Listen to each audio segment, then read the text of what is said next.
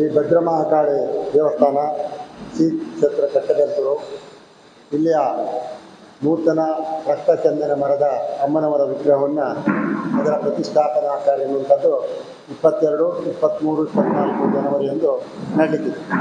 ಈ ಕಾರ್ಯಕ್ರಮಕ್ಕೆ ಆಗಮಿಸಿರ್ತಕ್ಕಂಥ ಎಲ್ಲ ಪತ್ರಿಕೋದ್ಯಮದವರನ್ನು ಪ್ರೀತಿಯಿಂದ ಸ್ವಾಗತಿಸ್ಕೊಳ್ತಾ, ಮುಖ್ಯವಾಗಿ ನಮ್ಮ ದೇವಸ್ಥಾನದ ಮುಖ್ಯಸ್ಥರಾಗಿರ್ತಕ್ಕಂಥ ಶ್ರೀ ಬಿ ವಿಠಲ್ ಶೆಟ್ಟಿ ಅವರನ್ನು ಈ ಒಂದು ಕಾರ್ಯಕ್ರಮಕ್ಕೆ ಆತ್ಮೀಯವಾಗಿ ಸ್ವಾಗತಿಸಿಕೊಳ್ತಾ ಇದ್ದೀನಿ.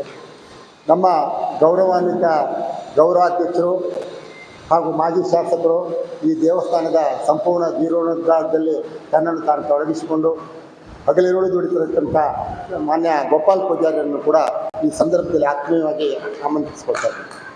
ಆಮೇಲೆ ನಾಗೇಶ್ ಶೆಟ್ಟರ ಮನೆ ಕುಟುಂಬಸ್ಥರ ಪರವಾಗಿ ಈ ಶ್ರೀಧರ್ ಶೆಟ್ಟಿಯವರು ಆಗಮಿಸಿದ್ದಾರೆ. 3 ಮನೆಯಲ್ಲಿ ಒಬ್ಬರು, ಅವರನ್ನು ಕೂಡ ಈ ಸಂದರ್ಭದಲ್ಲಿ ಆತ್ಮೀಯವಾಗಿ ಸ್ವಾಗತಿಸ್ಕೊಳ್ತಾ ಇದ್ದೀನಿ. ಹಾಗೆ ವಾಸು ಶೆಟ್ಟರ ಮನೆಯವರ ಪರವಾಗಿ ಮಂಜು ಶೆಟ್ಟಿಯವರು ಆಗಮಿಸಿದ್ದಾರೆ, ಅವರನ್ನು ಕೂಡ ಈ ಸಂದರ್ಭದಲ್ಲಿ ಹೃತ್ಪೂರ್ವಕವಾಗಿ ಸ್ವಾಗತಿಸ್ಕೊಳ್ತಾ ಇದ್ದೇನೆ. ಆಮೇಲೆ ನಮ್ಮ ದೇವಸ್ಥಾನದ ಉಪಾಧ್ಯಕ್ಷರಾಗಿರ್ತಕ್ಕಂಥ ಶ್ರೀ ಬಿ ಸೀತಾರಾಮ್ ಶೆಟ್ಟಿಯವರು ಕೂಡ ವೇದಿಕೆಯಲ್ಲಿ ಉಪಸ್ಥಿತರಿದ್ದಾರೆ, ಅವರನ್ನು ಕೂಡ ಈ ಒಂದು ಸಂದರ್ಭದಲ್ಲಿ ಆಮಂತ್ರಿಸಿಕೊಳ್ತಾ ಇದ್ದೇನೆ. ಆಮೇಲೆ ಯೋಗಿ ಕುಟುಂಬದ ಮುಖ್ಯಸ್ಥರಾಗಿರ್ತಕ್ಕಂಥ ಶೇಖರ್ ಬಳಗಾರ್ ಅವರು ನಮ್ಮ ಜೊತೆಲಿದ್ದಾರೆ, ಅವರನ್ನು ಕೂಡ ಆತ್ಮೀಯವಾಗಿ ಆಮಂತ್ರಿಸ್ತಾ ಇದ್ದೇನೆ. ಪಾತ್ರಿಗಳನ್ನು, ಅರ್ಚಕರನ್ನು, ಆಡಳಿತ ಸಮಿತಿಯವರನ್ನು, ಆಮೇಲೆ 3 ಗ್ರಾಮಸ್ಥರನ್ನು ಎಲ್ಲರನ್ನೂ ಈ ಒಂದು ಪತ್ರಿಕಾಗೋಷ್ಠಿಯಲ್ಲಿ ಅವರನ್ನು ನಾನು ನೆನಪಿಸ್ಕೊಳ್ತಾ, ಆಗಮಿಸಿರ್ತಕ್ಕಂಥ ಎಲ್ಲ ಪತ್ರಿಕೋದ್ಯಮದ ಮಿತ್ರರನ್ನು ನಮ್ಮ ದೇವಸ್ಥಾನಕ್ಕೆ ಪ್ರೀತಿಯಿಂದ ಬರಮಾಡಿಕೊಂಡು ಈ ಕಾರ್ಯಕ್ರಮಕ್ಕೆ ನಮ್ಮ ಮಾನ್ಯ ಮಾಜಿ ಶಾಸಕರು, ನಮ್ಮ ಗೌರವಾಧ್ಯಕ್ಷರಾದಂಥ ಗೋಪಾಲ್ ಪೂಜಾರಿ ಅವರು ಚಾಲನೆ ನೀಡಬೇಕಂತ ಅವರಲ್ಲಿ ನೆನಪಿಸ್ಕೊಳ್ತಾ ಇದ್ದೀನಿ. ಭದ್ರಮಹಾಕಾಳಿ ದೇವಸ್ಥಾನ ಶ್ರೀ ಕ್ಷೇತ್ರ ಕಟ್ಟಬೆಲ್ತೂರು ಇದರ ಬ್ರಹ್ಮಕುಂಭೋತ್ಸವ ಹಾಗೂ ಶ್ರೀ ಭದ್ರಮಹಾಕಾಳಿ ರಕ್ತಚಂದನರ ಬಿಂಬದ ಪ್ರತಿಷ್ಠಾ ಕಾರ್ಯಕ್ರಮಕ್ಕೆ 22, 23, 24 ದಿನ 3 ದಿನ ಕಾರ್ಯಕ್ರಮ ಇದೆ. 24ನೇ ತಾರೀಕಿನಂದು ಕುಂಭಾಭಿಷೇಕ ಮಹೋತ್ಸವ ನಡೆಯಲಿಕ್ಕಿದೆ. ಭಾಳ ವಿಶೇಷವಾಗಿ ಈ ದೇವಸ್ಥಾನ ಸಾಕಷ್ಟು ಪುರಾತನ ಇತಿಹಾಸ ಇದೆ. ಕಟ್ಟಬೆಲ್ತೂರು ಭದ್ರಮಹಾಕಾಳಿ ದೇವಸ್ಥಾನ ಭಾಳ ಹಿಂದೆ ರಕ್ತಚಂದನ ಮರದಿಂದ ಈ ಮೂರ್ತಿಯನ್ನು ನಿರ್ಮಿಸಲಾಗಿದೆ ಅಂತ ಹಿಂದಿನ ಹಿರಿಯವರು ಹೇಳಿದಂಥ ಮಾತು. ಆದರೆ ಇದಕ್ಕೆ ಸಮಸ್ಯೆ ಆದಾಗ ನಾವು ಪುನಃ ರಕ್ತಚಂದನ ಮರ 3 ವರ್ಷಗಳ ಕಾಲ ನಾವು ಬೇರೆ ಬೇರೆ ಭಾಗದಲ್ಲಿ ಮರವನ್ನು ಹುಡುಕುವಂಥ ಕೆಲಸ ಮಾಡಿದ್ದೇವೆ. ಕೊನೆಗೆ ಇಲ್ಲಿ ಶಿವಮೊಗ್ಗದಲ್ಲಿ ಸರ್ಕಾರದ ರಕ್ತಚಂದನ ಮರ ಸಿಕ್ಕಿ ಅದನ್ನು ಸರ್ಕಾರಕ್ಕೆ ಹೋಗಿ ಮುಖ್ಯಮಂತ್ರಿಗಳ ಆದೇಶದ ಮೂಲಕ ಈ ಮರ ನಮಗೆ ಸಿಕ್ಕಿದೆ. ಸರ್ಕಾರದ ದರ ನಿಗದಿ ಆದಮೇಲೆ ನಾವು ಹಣವನ್ನು ಕಟ್ಟಿ ಈ ಮೂರ್ತಿಯನ್ನು ಅಲ್ಲಿ ಪೂಜೆ ಮಾಡಿ ಕೊಲ್ಲೂರಲ್ಲಿ ಹೋಗಿ ಪೂಜೆ ಸಲ್ಲಿಸಿ ನಾವು ರಥಶಿಲ್ಪಿ ರಾಷ್ಟ್ರ ಪ್ರಶಸ್ತಿ ವಿಜೇತ ಲಕ್ಷ್ಮೀನಾರಾಯಣ ಆಚಾರ್ಯ ಅವರು ಇದನ್ನು ಮೂರ್ತಿಯನ್ನು ನಿರ್ಮಿಸ್ತೇವೆ ಅನ್ನೋ ಭರವಸೆ ಕೊಟ್ಟ ರೀತಿಯಲ್ಲಿ ನಾವು ಅವರಿಗೆ ಕೊಟ್ಟಿದ್ದೇವೆ. ಈಗ ಮೂರ್ತಿ ಕೊನೆ ಹಂತದಲ್ಲಿದೆ, ನಿರ್ಮಾಣ ಆಗಿದೆ. ಭಾಳ ಸುಂದರವಾಗಿ ಅತ್ಯಂತ ಹಿಂದೆ ಮೂರ್ತಿ ಯಾವ ರೀತಿ ಒಂದು ಚೂರು ವ್ಯತ್ಯಾಸ ಆಗದೆ ಅಂಥ ಮೂರ್ತಿಯನ್ನು ನಿರ್ಮಾಣಗೊಂಡಿದೆ. ಬೆಳ್ಳಿ ಮೂಲಕ ಮತ್ತು ಈ ಎಲ್ಲ ಕೆಲಸಕ್ಕೆ ಅವರು ಮತ್ತು ಅವರ ಮಗ ರಾಜಗೋಪಾಲ್ ಆಚಾರ್ಯ ಕೆಲಸವನ್ನು ಮಾಡಿದ್ದಾರೆ. ನಿನ್ನೆ ದಿನ ನೋಡಿದ್ದೇವೆ. 20ನೇ ತಾರೀಕಿಗೆ 2:30 ಗಂಟೆಗೆ ಕುಂಬಾಸಿ ಅವರಲ್ಲಿ ಇರ್ತಕ್ಕಂಥ ಅವರ ಒಂದು ಸ್ಥಳದಲ್ಲಿ ಅಲ್ಲಿ ಒಂದು ಪೂಜೆ ಸಲ್ಲಿಸಿ ಅದರ ಮೆರವಣಿಗೆ ಮೂಲಕ ಹೆಮ್ಮಾಡಿ ಶಾಲೆಯ ಗ್ರೌಂಡಲ್ಲಿ ಪುರಮಣಿಗೆಯನ್ನು ಕಟ್ಟಬೆಲ್ತೂರು ದೇವಸ್ಥಾನಕ್ಕೆ ಪುರಮಣಿಗೆ ಮೂಲಕ ತರುವಂಥ ನಿಶ್ಚಯ ಮಾಡಿದ್ದೇವೆ. 21ಕ್ಕೆ ರಾತ್ರಿ ಮೂರ್ತಿಗಳನ್ನು ಅಲ್ಲಿ ದೇವಸ್ಥಾನದ ಒಳಗೆ ನಿಲ್ಲಿಸಿ 27ರಿಂದ ಅದು ಶೃಂಗೇರಿಯ ಅವರು ಲಕ್ಷ್ಮೀನಾರಾಯಣ ಸೋಮಯಾಜಿ ಅವ್ರ ಮೂಲಕ 3 ದಿನ ಕರ್ಮಗಳನ್ನು ಅವರು ಪೂರೈಸ್ತಾರೆ. ಅದೇ ದಿನ 22, 23 ಆದಮೇಲೆ 24ಕ್ಕೆ ಸುಬ್ರಹ್ಮಣ್ಯ ಸ್ವಾಮಿ ಅವರನ್ನು ಅವರ ಮೂಲಕ ಮೆರವಣಿಗೆ ಮೂಲಕ ಕರೆತಂದು ಅನೇಕ ಮಂತ್ರಿಗಳು ಮಹಾಕಾಳು ಇದ್ದರು ಬರ್ತಾರೆ. ಬೇರೆ ಶಾಸಕರು, ಬೇರೆ ಬೇರೆ ಸಂಸದರು, ಜಿಲ್ಲೆಯ ಎಲ್ಲ ಅನೇಕ ಮುಖಂಡರುಗಳು ಭಾಗವಹಿಸಲಿಕ್ಕಿದ್ದಾರೆ. ಆ ಎಲ್ಲ ಕಾರ್ಯಕ್ರಮಕ್ಕೆ ನಾವು ತಯಾರಿಯನ್ನು ಮಾಡಿಕೊಂಡಿದ್ದೇವೆ. ವಿಶೇಷವಾಗಿ ನಮ್ಮ ದೇವಸ್ಥಾನದ ವಿಠ್ಠಲ ಶೆಟ್ಟರು ದೇವಸ್ಥಾನ ಮುಕ್ತೇಶ್ವರು ಮತ್ತು 3 ಮನೆಯವರು, ವಾಸೆಟ್ರು ಮನೆಯವರು ಮತ್ತು ನಾಗೇಶ್ ಶೆಟ್ಟರು ಮನೆಯವರು, ಇವರ ಒಂದು ಆಡಳಿತ ವ್ಯವಸ್ಥೆಯಲ್ಲಿ ಇಲ್ಲಿ ನಡೀತದೆ. ನಮ್ಮ ದೇವಸ್ಥಾನದ ಆಡಳಿತ ಮಂಡಳಿ ಆನಂದ್ ಶೆಟ್ಟರ ನೇತೃತ್ವದಲ್ಲಿ ಸುಮಾರು 25 ವರ್ಷಗಳ ಅಧ್ಯಕ್ಷತೆಯಲ್ಲಿ ಈ ದೇವಸ್ಥಾನ ಜೀರ್ಣೋದ್ಧಾರಕ್ಕೆ ಚಾಲನೆ ಕೊಟ್ಟಿದ್ದು. ಉಪಾಧ್ಯಕ್ಷರಾಗಿ ಸೀತಾರಾಮ ಶೆಟ್ಟಿ ಇವರಿಬ್ಬರ ಒಟ್ಟಿಗೆ ದೇವಸ್ಥಾನ ಅರ್ಚಕರು ಮತ್ತು ಶೇಖರ್ ಬೆಳಗರ ಜೋಗಿ ಕುಟುಂಬದವರು ಎಲ್ಲ ಒಟ್ಟಾಗಿ ಪಾತ್ರಗಳಿದ್ದು ಚಂದ್ರನ್ ನಾಯಕ್ ಕಾರ್ಯದರ್ಶಿಯಾಗಿ ಇವರೆಲ್ಲರ ಒಂದು ಶ್ರಮದಿಂದ ಈ ದೇವಸ್ಥಾನಕ್ಕೆ ಏನೇ ಕೆಲಸ ಮಾಡಿದರೂ ಸಹ ಅದರ ಯಶಸ್ವಿಯಾಗಿ ಮಾಡ್ಕೊಂಬಂದಂಥ ಇತಿಹಾಸ ಇದೆ. ಇದಾದಮೇಲೆ ನಾವು ಮುಖಮಂಟಪ ಎದುರುಗಡೆ ಪ್ರತಿಷ್ಠೆ ಆಗಿ ಎಲ್ಲ ಕೆಲಸ ಮುಗಿದ ಮೇಲೆ ಹಬ್ಬ ಆದಮೇಲೆ ಮುಖಮಂಟಪವನ್ನು ಮಾಡಬೇಕು ಅನ್ನೋದು ಇಚ್ಛೆಯನ್ನು ಮಾಡ್ಕೊಂಡಿರ್ತೇವೆ. ಅದನ್ನು ಸಹ ಮುಂದಿನ ದಿನ ಮಾಡುವುದಂತ ನಾವು ತೀರ್ಮಾನ ಕೈಗೊಂಡಿದ್ದೇವೆ. 24ನೇ ತಾರೀಕಿಗೆ ಸುಮಾರು 10,000 ಜನರಿಗೆ ಅನ್ನ ಸಂತರ್ಪಣೆ ವ್ಯವಸ್ಥೆಯನ್ನು ಮಾಡಿಕೊಂಡಿದ್ದೇವೆ. ಸಾಕಷ್ಟು ಈ ಭಾಗದ ತಯಾರಿಗಳನ್ನು ಮಾಡಿದೆ. ಎಲ್ಲ ಒಟ್ಟಾಗಿ ಭಕ್ತ ಜನಸಾಗರ ಬರ್ತದೆ ಅನ್ನುವ ನಂಬಿಕೆ ವಿಶ್ವಾಸ ಇದೆ. ಆ ರೀತಿಯಲ್ಲಿ ಕಾರ್ಯಕ್ರಮ ನಡೀತಾ ಇದೆ. 21ನೇ ತಾರೀಕಿಗೆ ಭಾಳ ದೊಡ್ಡ ಹೊರೆ ಕಾಣಿಕೆ ಇಲ್ಲಿ ಮೆರವಣಿಗೆ ಮೂಲಕ ಹೊರೆ ಕಾಣಿಕೆ ಬರ್ತಾ ಇದೆ. ಅದರಲ್ಲಿ ವಿಶೇಷವಾಗಿ ಅವರಿಗೆಲ್ಲರಿಗೂ ಗೌರವ ಕೊಡುವಂಥ ಕೆಲಸವನ್ನು ನಮ್ಮ ಆಡಳಿತ ಮಂಡಳಿ ಮತ್ತು ಮುಕ್ತೇಶ್ವರ ಎಲ್ಲ ಒಟ್ಟಾಗಿ ಕಾರ್ಯಕ್ರಮ ಹಾಕ್ಕೊಂಡಿದ್ದಾರೆ. ತಾವು ಸಹ ಪತ್ರಕರ್ತರು 24ನೇ ತಾರೀಕು ಕಾರ್ಯಕ್ರಮಕ್ಕೆ ತಾವೆಲ್ಲ ಬರಬೇಕಂತ ತಮಗೆ ವಿನಂತಿಸಿಕೊಳ್ತಾ ಇದ್ದೇನೆ. ಮೊದಲಿಂದ ಈ ದೇವಸ್ಥಾನಕ್ಕೆ ತಾವು ಪಬ್ಲಿಸಿಟಿ ಕೊಟ್ಟಿದ್ರಿ. ಈ ಸರಿ ಸಹ ಅದೇ ರೀತಿ ಈ ಒಂದು ದೇವಸ್ಥಾನದ ಅಭಿವೃದ್ಧಿ ಕೆಲಸದಲ್ಲಿ ತಮ್ಮ ಸಹಕಾರಕ್ಕೂ ಕೇಳಿ ನನ್ನ ಮಾತನ್ನು ಮುಗಿಸ್ತೇನೆ. ಈ ನಮ್ಮ ಕುಲದೇವಿಯಾದಂತಹ ಭದ್ರಮಾಂಕಾಳಿಯನ್ನು ನೆನೆಯುತ್ತಾ ಈಗಾಗಲೇ ಈ ಕಾರ್ಯಕ್ರಮದ ಎಲ್ಲ ನಮ್ಮ ಕುಲದೇವಿಯಾದಂತಹ ಭದ್ರಮಾಂಕಾಳಿಯನ್ನು ನೆನೆಯುತ್ತಾ ಈಗಾಗಲೇ ಈ ಕಾರ್ಯಕ್ರಮದ ಎಲ್ಲ ನಾವು ರಕ್ತಚಂದನ ಮರದ ಪುನರ್ಪ್ರತಿಷ್ಠೆ ಕಾರ್ಯಕ್ರಮದ ಎಲ್ಲ ವಿಚಾರವನ್ನು ಮಾಜಿ ಶಾಸಕರು ನಮ್ಮ ಆಡಳಿತ ಸಮಿತಿಯ ಗೌರವಾಧ್ಯಕ್ಷರಾದಂತಹ ಗೋಪಾಲ್ ಪೂಜಾರ್ ಅವರು ತಮ್ಮನ್ನು ಇಟ್ಟಿದ್ದಾರೆ. ನಾನು ಚುಟುಕಾಗಿ ಈ ಪರಂಪರೆ ನಡಾವಳಿ ಬಂದ ದಾರಿಯನ್ನು ಚುಟುಕಾಗಿ ಹೇಳಲಿಕ್ಕೆ ಇಚ್ಛೆಪಡಿಸ್ತೀನಿ. ನಮ್ಮ ಕಟ್ಟಬೇಂತರು ಈ ಸಾನ್ನಿಧ್ಯದ ಹತ್ತಿರ ಹೆಗಡೆ ಮನೆಯ ಇವರು ಅನುವಂಶಿಕ ಆಡಳಿತ ಮುಕ್ತೇಶ್ವರರಾಗಿ ಪರಂಪರಾಗತವಾಗಿ ಬಂದಿದ್ದಾರೆ. ನನಗೆ ತಿಳಿದ ಮಟ್ಟಿಗೆ ನಾನು 1951ನೇ ಇಸ್ವಿಯಲ್ಲಿ ಜನಿಸಿದವ. ಆವಾಗ 4ನೇ ಮುಕ್ತೇಶ್ವರು ಬಂದಿದ್ದಾರೆ. ಅದರ ಹಿಂದೆ ಮಂಜಯ್ಯ ಹೆಗಡೆ, ಚಂದಯ್ಯ ಹೆಗಡೆ, ವೆಂಕಪ್ಪ ಹೆಗಡೆ ಇವರು 3 ಜನ ನಾವು ನೋಡಲಿಲ್ಲ. ನಮ್ಮ ದಾಖಲೆಗಳು ನಮ್ಮ ಹಿರಿಯವರು ಹೇಳಿದ ಪ್ರಕಾರ ಇದ್ದಾರೆ. ಆನಂತರ ಪಟೇಲ್ ನಾಗೇಶ್ ಶೆಟ್ಟಿ, ಗೋವಿಂದ್ ಶೆಟ್ಟಿ, ಸುಬ್ಬಣ್ಣ ಶೆಟ್ಟಿ, ತೇಜಪ್ ಶೆಟ್ಟಿ, ಮಂಜಯ್ ಶೆಟ್ಟಿ, ಹಾಗೆ ಹಿರಿಯಣ್ಣ ಶೆಟ್ಟಿ ನಮ್ಮ ಮಾವ. ನಂತರ 3-4 ವರ್ಷದಿಂದ ನಮ್ಮ ಸಹೋದರರು, ನಮ್ಮ ಕುಟುಂಬದ ಹಿರಿಯ ಸದಸ್ಯರು ಅನುವಂಶವಾಗಿ ನಮ್ಮ ಹೆಗಡೆ ಮನೆಯಲ್ಲಿ ಹಿರಿಯವರೇ ಮುಕ್ತೇಶ್ವರರಾಗಿ ಬರುವಂಥ ಸಂಪ್ರದಾಯ. ಯಾಕೆ ನಡಾವಳಿಯೂ ಹಾಗೆ ಅದಕ್ಕೆ ಸಂಬಂಧಪಟ್ಟ ನಮ್ಮ ಹಿರಿಯವರು ಮಾಡಿಟ್ಟ ದಾಖಲೆ ಡಾಕ್ಯುಮೆಂಟ್ ಇದೆ. ಆ ಪ್ರಕಾರ ವಿಠ್ಠಲ ಶೆಟ್ಟರು ನಮ್ಮ ಸಹೋದರರು ಈಗ ಮುಕ್ತೇಶ್ವರರಾಗಿದ್ದಾರೆ. ಇದು ಪರಂಪರಾಗತವಾಗಿ ಬಂದಿದೆ. ಹಾಗೆ 3 ಮನೆಯವರು ಹೆಗಡೆ ಮುಕ್ತೇಶ್ವರರು ಬಿಟ್ಟು ನಮ್ಮ ಮನೆಯ ಕುಟುಂಬದವರು ಹಿರಿಯವರು ಮುಕ್ತೇಶ್ವರರು. ಆನಂತರ ಹೆಗಡೆಯವರ ಮನೆ, ನಾಗೇಶ್ ಶೆಟ್ಟರ ಮನೆ, ವಾಸೆಟ್ರ ಮನೆ, ಈ 3 ಮನೆಯವರು. ಹಾಗೆ ಕಟ್ಟಬೇರ್ತರು, ಉಕನಾಡು, ಅಮ್ಲಾಡು 3 ಗ್ರಾಮಸ್ಥರು.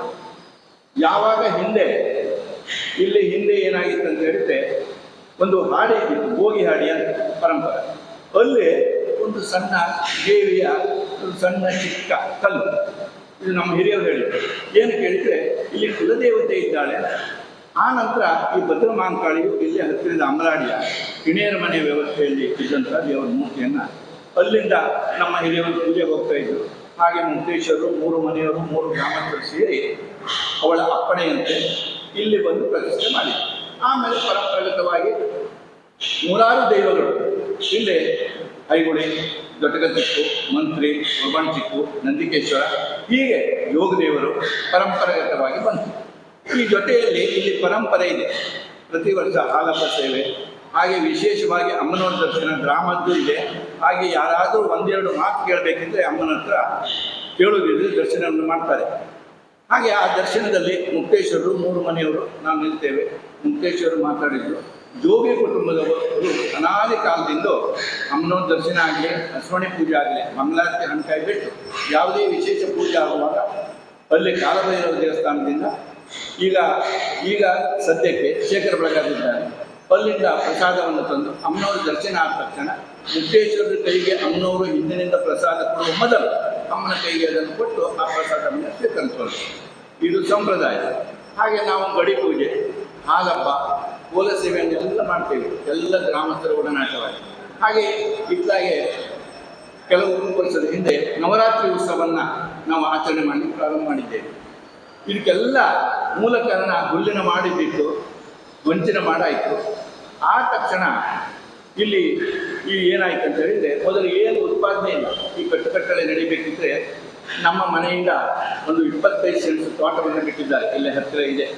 ಯಾವುದೇ ಸೇವೆ ಆಗುವಾಗ ಅಲ್ಲಿ ಸಂಪ್ರದಾಯ ನಿಲ್ಲಬಾರ್ದು, ಕಾಯನ್ನು ಹೊಡಿಲಿಕ್ಕೂ ಕಷ್ಟ ಮಾಡಬೇಕಂತ ಅದು ಇದೆ. ಆ ನಂತರ ಏನಾಯಿತು, 81ರಲ್ಲಿ ಒಂದು ನಾವು ಸಮಿತಿಯನ್ನು ಮಾಡಿದ್ವಿ.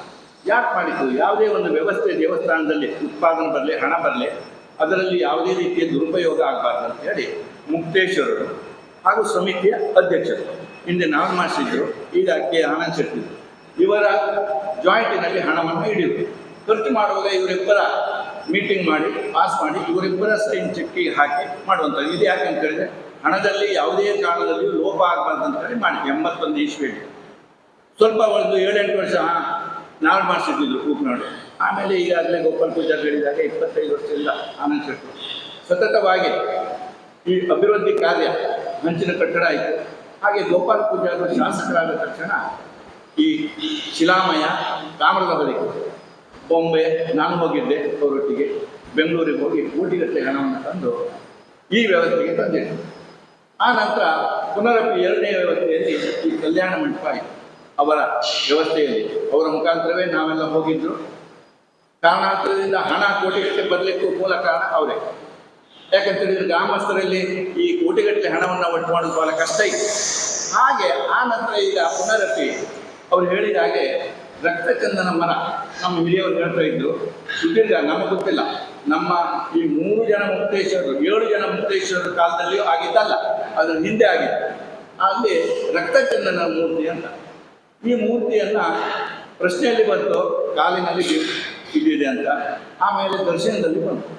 ಇದಕ್ಕೆ ನಾವು ಸ್ವಲ್ಪ ಎಲ್ಲ ಹೆದರಿತು. ಯಾಕಂತ ಹೇಳಿದರೆ ರಕ್ತಚಂದನ ಮೂರ್ತಿ ಮಾಡುವಾಗ ಅಷ್ಟು ದ್ವಾರ, ಅಷ್ಟು ಎತ್ತರ ಬೇಕು, ಎಲ್ಲಿ ಸಿಗುವುದಿಲ್ಲ. ಕಾರಣ 70-80 ವರ್ಷ ಆದಂತಹ ರಕ್ತಚಂದನ ಮರ ಬೇಕು.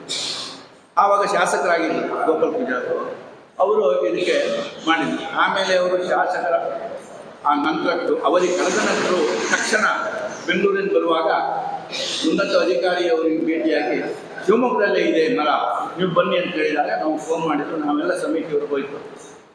ಅಲ್ಲೂ ಕಷ್ಟ ಇದೆ, ಆ ಮರವನ್ನು ಸರ್ಕಾರದ ಲೆವೆಲಲ್ಲಿ ಏನಾದರೂ ಮಾಡಬೇಕು ಹೊರತು ಅಧಿಕಾರಿಗಳ ಮಟ್ಟದಲ್ಲಿ ರಕ್ತಚಂದನ ಮರವನ್ನು ಸಿಗಲಿಕ್ಕೆ ಆಗೋದಿಲ್ಲ ಅಂತ ಹೇಳಿದ್ರು. ಅದಕ್ಕೆ ಭಾಳ ಪರಿಶ್ರಮ ಪಟ್ಟು ನಾವೆಲ್ಲ ಒಟ್ಟಾಗಿ ಅವರ ನೇತೃತ್ವದಲ್ಲಿ ಅವರು ಬೆಂಗಳೂರಿನಲ್ಲಿ ಇದ್ದು ಪ್ರಯತ್ನಪಟ್ಟು ರಕ್ತಚಂದನ ಮರ ನಮಗೆ ದೊರೆಯಿತು. ಅದಕ್ಕೆ ಮುಹೂರ್ತ ಈ ಜನವರಿ 24 ಬಂದಿದೆ. ಈಗಾಗಲೇ ಅದನ್ನು ಕೋಟಿಗಟ್ಟಲೆ ಹಣದ ಖರ್ಚಿನ ವ್ಯವಸ್ಥೆ ನಮ್ಮದು ಈಗಾಗಲೇ ನಾವು ಎಣಿಸಿದ್ದು ಬೇರೆ ಆಗಿತ್ತು ಒಂದು. ಯಾಕಂತ ಹೇಳಿದರೆ ಅಮ್ಮನವರ ಮೂರ್ತಿ ಮಾತ್ರ 1-1.5 ಕೋಟಿಯಲ್ಲಿ ಕೆಲಸ ಆಗ್ಬೋದು ಅಂತ ಮಾಡಿತ್ತು. ಅದಕ್ಕೆ ಪೂರಕವಾಗಿ ಎಲ್ಲ ದೈವಗಳನ್ನು ಕಲೆಗಿಸಿ ಅದರಲ್ಲಿ ಅಜೀರ್ಣ ಹೊಂದಿದಂಥ ದೈವಗಳ ಮೂರ್ತಿ ಸಮೇತ ಒಂದು 5-6 ಆಗಿದೆ. ಈಗ ಅದನ್ನು ಮಾಡಿ ಅದಕ್ಕೆ ಸರಿಯಾಗಿ ಮಾಡುವಾಗ ಎಲ್ಲ ಖರ್ಚುಗಳು 4.5 ಕೋಟಿ ವ್ಯವಸ್ಥೆಗೆ ಬಂತು. ಅದಕ್ಕೆ ಪೂರಕವಾಗಿ ನಮ್ಮ ಗೌರವ ಅಧ್ಯಕ್ಷರು ಮತ್ತು ನಮ್ಮ ಸಮಿತಿಯವರು ನಾವು ಬಾಂಬೆ, ಬೆಂಗಳೂರು ಹೋಗಿ ದೊಡ್ಡ ಮಟ್ಟದ ಹಣವನ್ನೆಲ್ಲ ಮಾಡಿದ್ದೇವೆ. ಹಾಗೆ 3 ಗ್ರಾಮಸ್ಥರಿಗೂ ವಿಷಯವನ್ನು ತಿಳಿಸಿ ಇನ್ನು ಯಾವ ಕಾಲಕ್ಕೂ ದೇಣಿಗೆ ರೂಪದಲ್ಲಿ ಬೇಡುವುದಿಲ್ಲ. ಯಾಕಂತ ಹೇಳಿದರೆ ಸಾನ್ನಿಧ್ಯದಲ್ಲಿ ಒಳ್ಳೆಯ ರೀತಿಯೆಲ್ಲ ಕೆಲಸ ಆಗಿದೆ. ಇಲ್ಲಿ ಏನು ಉತ್ಪಾದನೆ ಬರ್ತದೆ ಆ ದೇವಿಗೆ ಸಲ್ಲಿಸುವುದು ಅಂತೇಳಿ ತೀರ್ಮಾನ ಮಾಡಿ ಈ ಪುಣ್ಯ ಕಾರ್ಯಕ್ಕೆ ಮಾಡಿದ್ದೇವೆ. ಕಾರ್ಯಕ್ರಮದ ಕಿರುನೋಟವನ್ನು ಈಗಾಗಲೇ ಮಾಜಿ ಶಾಸಕರು ಕೊಟ್ಟಿದ್ದಾರೆ. ಹಾಗೆ ತಾವೆಲ್ಲ ಮುಂದಿನ ದಿವಸ ನಡೆಯುವಂಥ 24ನೇ ತಾರೀಕಿನ ದಿವಸ ಬಂದು ನಮ್ಮ ಈ ಅದ್ದೂರಿ ಅವಳ ಪ್ರತಿಷ್ಠಾ ಕಾರ್ಯಕ್ರಮದಲ್ಲಿ ಭಾಗಿಯಾಗಬೇಕಂತ ಹೇಳಿ ವಿನಂತಿಸುತ್ತಾ ನನ್ನ ಮಾತನ್ನು ನೃತ್ಯ ಸಿಂಚನ ಅನ್ನುವಂಥದ್ದು ನೃತ್ಯ ವಸಂತ ನಾಟ್ಯಾಲಯ ರಿಜಿಸ್ಟರ್ಡ್ ಕುಂದಾಪುರ ಇವರಿಂದ 2 ಗಂಟೆಗೆ ಪ್ರಾರಂಭ ಮಾಡಲಿಕ್ಕಿದೆ. ಒಂದು ಅರ್ಧ ಗಂಟೆ ಆ ಕಾರ್ಯಕ್ರಮ ಆದಮೇಲೆ ನಾವು ಸ್ವಾಮೀಜಿಯನ್ನು ಕರೆತರುವಂಥ ಒಂದು ಕಾರ್ಯವನ್ನು ಮಾಡ್ತೀವಿ. ಆ ಸ್ವಾಮೀಜಿಯವರು ಕರೆತಂದ ಮೇಲೆ ನಾವು ಧಾರ್ಮಿಕ ಸಭಾ ಕಾರ್ಯಕ್ರಮವನ್ನು ಅಲ್ಲಿ ಆ ಸಂದರ್ಭದಲ್ಲಿ ನಾವು ಹಮ್ಮಿಕೊಳ್ತೀವಿ. ಆಮೇಲೆ ಸಂಜೆ ರಾತ್ರಿ ಗಂಟೆ 7ರಿಂದಲೇ ನಮ್ಮದು ಬೇರೆ ಬೇರೆ ಸಾಂಸ್ಕೃತಿಕ ಕಾರ್ಯಕ್ರಮಗಳು ಪ್ರಾರಂಭ ಆಗ್ತದೆ. ಆಮೇಲೆ ಧಾರ್ಮಿಕ ಸಭಾ ಕಾರ್ಯಕ್ರಮ 2ನೇ ಭಾಗದಲ್ಲೂ ಕೂಡ ನಾವು ಮಾಡ್ತೇವೆ ಸಂಜೆ ರಾತ್ರಿ ಗಂಟೆ 8ಕ್ಕೆ. ಆ ನಂತರ ಕಲರ್ಸ್ ಕನ್ನಡ ಖ್ಯಾತಿಯ ಗಿಲ್ಲಿಯ ಕಾಮಿಡಿ ಕಿಲಾಡಿಗಳಿಂದ ಹಾಸ್ಯ ರೂಪಕವನ್ನು ಕೂಡ ಮಾಡ್ತಾರೆ. ಅಲ್ಲಿ ರಾಗಿಣಿ ರಾಘವೇಂದ್ರ, ಹುಲಿ ಕಾರ್ತಿಕ್, ಕಿಲ್ಲರ್ ಮಂಜು ಹಾಗೂ ವಿಶೇಷವಾಗಿ ಸುಹಾನಾಥ್ ಸೈಯದ್ ಅವರಿಂದ ಸಂಗೀತ ವೈಭವ ಅನ್ನುವಂಥ ಈ ಕಾರ್ಯಕ್ರಮವನ್ನು ಕೂಡ ನಾವು ಹಮ್ಮಿಕೊಂಡಿದ್ದೀವಿ. ಆಮೇಲೆ ಗಾನ ನೃತ್ಯ ವೈಭವ ಅನ್ನುವಂಥ ಈ ಕಾರ್ಯಕ್ರಮವನ್ನು ಕೂಡ ನಾವು ಸಂಜೆ ರಾತ್ರಿ ಹಮ್ಮಿಕೊಂಡಿದ್ದೀವಿ. ಅಲ್ಲಿ ಏನಾಗಿದೆ ಅಂದರೆ ನಾವು ಊಟದ ಬಿಡುವಿನಲ್ಲಿ ನಾವು ಈ ಕಾರ್ಯಕ್ರಮವನ್ನು ಹಮ್ಮಿಕೊಳ್ತೀವಿ. ಸಾಮಾನ್ಯವಾಗಿ 1 ಗಂಟೆಯಿಂದ 2 ಗಂಟೆವರೆಗೆ ನಾವು ಒಂದು ಸ್ವಲ್ಪ ಕಾರ್ಯಕ್ರಮವನ್ನು ಕೊಟ್ಟು ಆಮೇಲೆ ನಮ್ಮ ಧಾರ್ಮಿಕ ಸಭಾ ಕಾರ್ಯಕ್ರಮದ ಬಳಿಕ ಮತ್ತು ಪುನಃ ಪ್ರಾರಂಭ. ಯಾಕಂತಂದರೆ ಬಂದಂಥವ್ರು 1000 ಜನರು 10,000 ಜನ ಬರ್ತಾರೆ ಈ ಕಾರ್ಯಕ್ರಮಕ್ಕೆ. ಅವರಿಗೆಲ್ಲ ಸ್ವಲ್ಪ ಮನೋರಂಜನೆ ನೀಡಬೇಕಾಗತ್ತೆ. ಆ ಸಮಯವನ್ನು ಸ್ವಲ್ಪ ಬದಲಾವಣೆಗಳನ್ನು ಮಾಡಿಕೊಂಡು ನಾವು ಅವರಿಗೆ ಒಂದು ಅವಕಾಶ ಮಾಡಿಕೊಡ್ತೀವಿ. ಬಂದಿದ್ದವರು ನಾವು ಅಲ್ಲಿ ನಿಲ್ಲಬೇಕಲ್ಲ, ಊಟದ ಸಂದರ್ಭದಲ್ಲಿ ಮತ್ತೊಂದು ಸಂದರ್ಭದಲ್ಲಿ ಇನ್ನೊಂದು ಸಂದರ್ಭದಲ್ಲಿ ಕುಳಿತು ದಣಿವಾರಿಸಿಕೊಳ್ಳಿಕ್ಕೂ ಕೂಡ ಜೊತೆಯಲ್ಲಿ ಮನೋರಂಜನೆ ನೀಡಲಿಕ್ಕೆ ಆ ಕಾರ್ಯಕ್ರಮವನ್ನು ಹಮ್ಮಿಕೊಳ್ತೀವಿ. 12 ಗಂಟೆವರೆಗೆ ಧಾರ್ಮಿಕದಲ್ಲಿ ಪೂಜಾ ಕೈಂಕರ್ಯ ಹೋಮ ಹವನಾದಿಗಳು ನಮ್ಮ ಅವರು ಶೃಂಗೇರಿ ಕುಮ್ಮರಡಿ ಜೋಯಿಸಿ ಮಾಡ್ತಾರೆ. 12 ಗಂಟೆಗೆ ಬಿಟ್ಕೊಡ್ತೇವೆ ಅಂತ ಹೇಳ್ತಾರೆ. ಆನಂತರ 1 ಗಂಟೆ ನಮ್ಮ ಮಾಮೂಲಿ ಅಮ್ಮನ ದರ್ಶನ ಆಗ್ತಿದೆ, ಅದಕ್ಕೆ ಪೂಜೆ ತಯಾರಿ ಆಗಬೇಕು.